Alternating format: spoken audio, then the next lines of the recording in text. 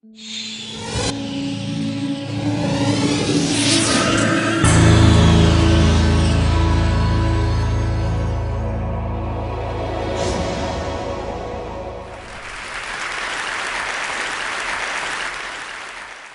is going on in this baby's mind? If you'd asked people this 30 years ago, most people, including psychologists, would have said that this baby was irrational, illogical, egocentric, that he couldn't take the perspective of another person or understand cause and effect. In the last 20 years, developmental science has completely overturned that picture. So in some ways, we think that this baby's thinking is like the thinking of the most brilliant scientists. Let me give you just one example of this. One thing that this baby could be thinking about, that could be going on in his mind, is trying to figure out what's going on in the mind of that other baby. After all, one of the things that's hardest for all of us to do is to figure out what other people are thinking and feeling. And maybe the hardest thing of all is to figure out that what other people think and feel isn't actually exactly like what we think and feel. Anyone who's followed politics can testify to how hard that is for some people to get. We wanted to know if babies and young children could understand this really profound thing about other people. Now, the question is, how could we ask them? Babies, after all, can't talk, and if you ask a 3-year-old to tell you what he thinks, what you'll get is a beautiful stream of consciousness monologue about ponies and birthdays and things like that. So how could we actually ask them the question? Well, it turns out that the secret was broccoli. What we did, Betty Repicoli, who was one of my students, and I, was actually to give the babies 2 bowls of food. 1 bowl of raw broccoli and 1 bowl of delicious goldfish crackers. Now, all of the babies, even in Berkeley, like the crackers and don't like the raw broccoli. But then what Betty did was to take a little taste of food from each bowl, and she would act as if she liked it or she didn't. So half the time, she acted as if she liked the crackers and didn't like the broccoli, just like the baby and any other sane person. But half the time, what she would do is take a little bit of the broccoli and go, broccoli! I tasted the broccoli, And then she would take a little bit of the crackers and she'd go, oh, yuck! Crackers! I tasted the crackers. Ooh, yuck! So she'd act as if what she wanted was just the opposite of what the babies wanted. We did this with 15 and 18-month-old babies. And then she would simply put her hand out and say, can you give me some? So the question is, what would the baby give her? What they liked or what she liked? And the remarkable thing was that 18-month-old babies, just barely walking and talking, would give her the crackers if she liked the crackers, but they would give her the broccoli if she liked the broccoli. On the other hand, 15-month-olds would stare at her for a long time if she acted as if she liked the broccoli, like they couldn't figure this out. But then after they stared for a long time, they would just give her the crackers, what they thought everybody must like. So there are 2 really remarkable things about this. The first one is that these little 18-month-old babies have already discovered this really profound fact about human nature, that we don't always want the same thing. And what's more, they thought that they should actually do things to help other people get what they wanted. Even more remarkably, though, the fact that the 15-month-olds didn't do this suggests that these 18-month-olds had learned this deep, profound fact about human nature in the 3 months from the time they were 15 months old. So children both know more and learn more than we ever would have thought. And this is just one of hundreds and hundreds of studies over the last 20 years that's actually demonstrated this. The question you might ask, though, is why do children learn so much, and how is it possible for them to learn so much in such a short time? I mean, after all, if you look at babies superficially, they seem pretty useless. And actually, in many ways, they're worse than useless because we have to put so much time and energy into just keeping them alive. But if we turn to evolution for an answer to this puzzle of why we spend so much time taking care of useless babies, it turns out that there's actually an answer. If we look across many, many different species of animals, not just us primates, but also including other mammals, birds, even marsupials like kangaroos and wombats, it turns out that there's a relationship between how long a childhood a species has and how big their brains are compared to their bodies, and how smart and flexible they are.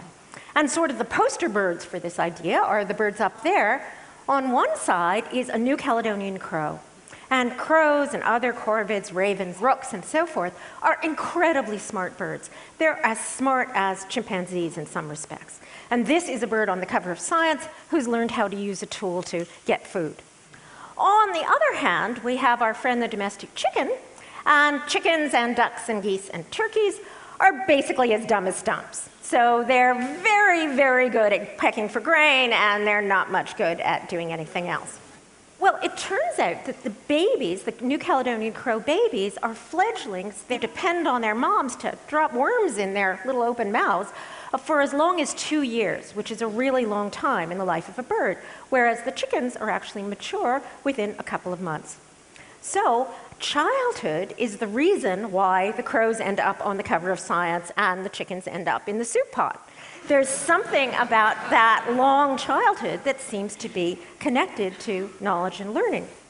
Well, what kind of explanation could we have for this? Well, some animals, like the chicken, seem to be beautifully suited to doing just one thing very well. So they seem to be beautifully suited to packing grain in one environment. Other creatures, like the crows, aren't very good at doing anything in particular, but they're extremely good at learning about lots of different environments. And of course, we human beings are way out on the end of the distribution, like the crows. We have bigger brains relative to our bodies by far than any other animal. We're smarter, we're more flexible, we can learn more, we survive in more different environments, we've migrated to cover the world and even go to outer space. And our babies and children are dependent on us for much longer than the babies of any other species. My son is 23, and at least until they're 23, we're still popping those worms into those little open mouths. All right, why would we see this correlation? Well, an idea is that that strategy, that learning strategy, is an extremely powerful, great strategy for getting on in the world, but it has one big disadvantage. And that one big disadvantage is that until you actually do all that learning, you're going to be helpless. So you don't want to have the mastodon charging at you and be saying to yourself, a slingshot or maybe a spear might work, which would actually be better. You want to know all that before the mastodons actually show up. And the way that evolution seems to have solved that problem is with a kind of division of labor. So the idea is that we have this early period when we're completely protected, we don't have to do anything, all we have to do is learn. And then as adults, we can take all those things that we learned when we were babies and children and actually put them to work to do things out there in the world. So one way of thinking about it is that babies and young children are like the research and development division of the human species. So they're the protected blue sky guys who just have to go out and learn and have good ideas, and we're production and marketing. We have to take all those ideas that we learned when we were children and actually put them to use. Another way of thinking about it is instead of thinking about babies and children as being like defective grown-ups, we should think about them as being a different developmental stage of the same species, kind of like caterpillars and butterflies, except that they're actually the brilliant butterflies who are flitting around the garden and exploring, and we're the caterpillars who are inching along our narrow grown-up adult path. If this is true, if these babies are designed to learn, and this evolutionary story would say children are for learning, that's what they're for, we might expect that they would have really powerful learning mechanisms. And in fact, the baby's brain seems to be the most powerful learning computer on the planet. But real computers are actually getting to be a lot better. And there's been a revolution in our understanding of machine learning recently, and it all depends on the ideas of this guy, the Reverend Thomas Bayes, who was a statistician and mathematician in the 18th century. And essentially what Bayes did was to provide a mathematical way, using probability theory, to characterize, to describe the way that scientists find out about the world. So what scientists do is they have a hypothesis that they think might be likely to start with. They go out and test it against the evidence. The evidence makes them change that hypothesis. Then they test that new hypothesis, and so on and so forth. And what Bayes showed was a mathematical way that you could do that. And that mathematics is at the core of the best machine learning programs that we have now. And some 10 years ago, I suggested that babies might be doing the same thing. So if you want to know what's going on underneath those beautiful brown eyes, I think it actually looks something like this. This is Reverend Bayes' notebook.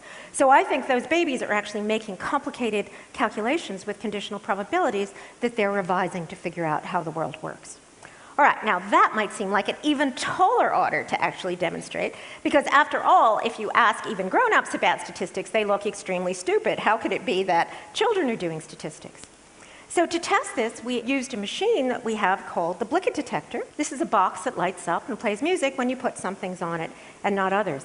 And using this very simple machine, my lab and others have done dozens of studies showing just how good babies are at learning about the world. Let me mention just one that we did with Tamara Kushner, my student. If I showed you this detector, you would be likely to think, to begin with, that the way to make the detector go would be to put a block on top of the detector. But actually, this detector works in a bit of a strange way. Because if you wave a block over the top of the detector, something you wouldn't ever think of to begin with, the detector will actually activate 2 out of 3 times.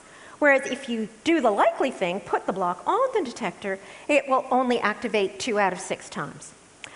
So the unlikely hypothesis actually has stronger evidence. It looks as if the waving is a more effective strategy than the other strategy. So we did just this. We gave 4-year-olds this pattern of evidence, and we just asked them to make it go. And sure enough, the 4-year-olds used the evidence to wave the object on top of the detector. Now, there are 2 things that are really interesting about this. The first one is, again, remember, these are 4-year-olds. They're just learning how to count. But unconsciously, they're doing these quite complicated calculations that will give them a conditional probability measure. And the other interesting thing is that they're using that evidence to get to an idea, get to a hypothesis about the world that seems very unlikely to begin with. And in studies we've just been doing in my lab, similar studies, we've shown that 4-year-olds are actually better at finding out an unlikely hypothesis than adults are when we give them exactly the same task. So in these circumstances, the children are using statistics to find out about the world. But after all, scientists also do experiments, and we wanted to see if children are doing experiments. When children do experiments, we call it getting into everything, or else playing. And there's been a bunch of interesting studies recently that have shown that this playing around is really a kind of experimental research program. Here's one from Christine Laguerre's lab. What Christine did was use our Blicket detectors, and what she did was show children that yellow ones made it go and red ones didn't, and then she showed them an anomaly. And what you'll see is that this little boy will go through 5 hypotheses in the space of 2 minutes.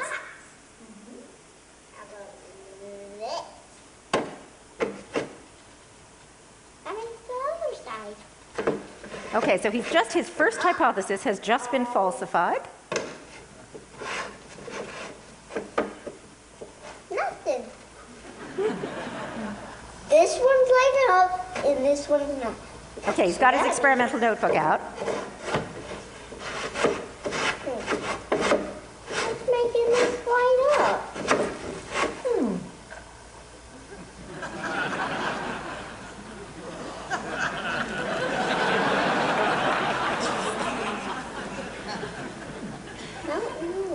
Every scientist will recognize that expression of despair, right?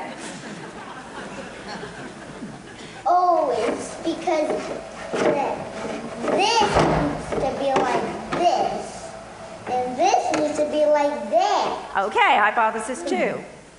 That's why. Oh.